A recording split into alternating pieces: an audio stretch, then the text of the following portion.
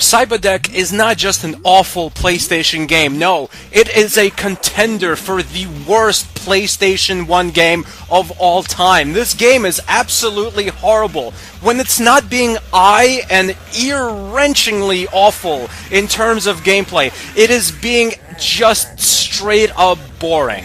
The game is just about two teenagers traveling around various strange worlds on their hoverboards. You do everything from playing some mini games to exploring to just racing against various kinds of weird monsters. The game's controls are unbelievably bad. Like, when you're just trying to go at a normal, reasonable speed, it's pretty fine, but when you have to do something like a race and there are like some sharp turns, you will be falling right off the course and into the void of nothingness that is your doom every 20 seconds. As a boarding game, you would think it has tricks, and it does have tricks. You hold L1 to scroll through all your possible tricks, and then you jump to perform whichever trick you chose, but the problem is the tricks are so broken. You can never really find enough air to do a trick, aside from some designated places that allow you to catch some extra air. 80% of the time when you try to do a trick, just racing, you just fall flat on your face. Some of these tricks are actually used to defeat enemies, like they're used as offensive attacks.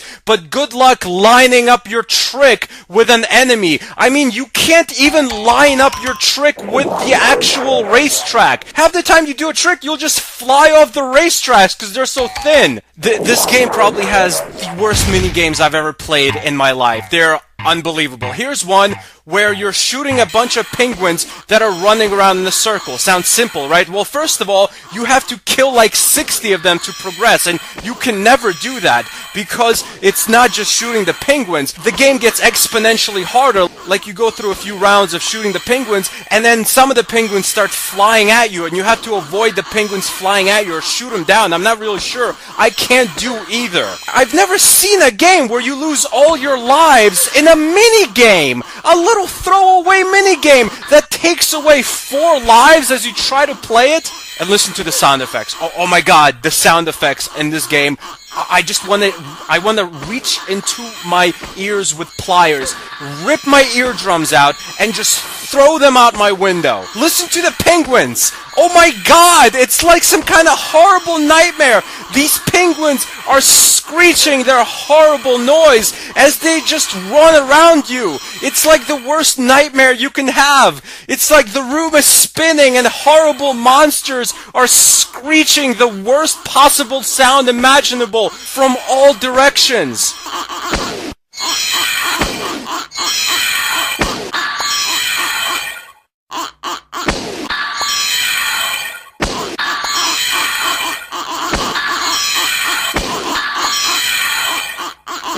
And the absolute worst sound effect is when it's the game over screen, and you're gonna see this a lot just because you keep dying in the game.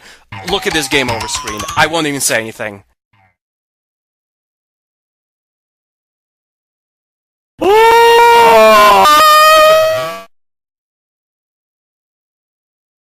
I mean, I know you want to punish people for losing in a game, but that's too much! No one deserves that kind of punishment! Check out this minigame. You're supposed to round up all these weird monsters into a pen that's in the middle of the field. And there's, of course, a timer, and you don't even know what you're doing! You can't even control your character! You never know if you're going left or right, and most of the time, you'll just get stuck, like, circling around or jerking about in one place because of the horrible controls in this kind of minigame. And actually pushing the monsters into the pen, yeah, good luck.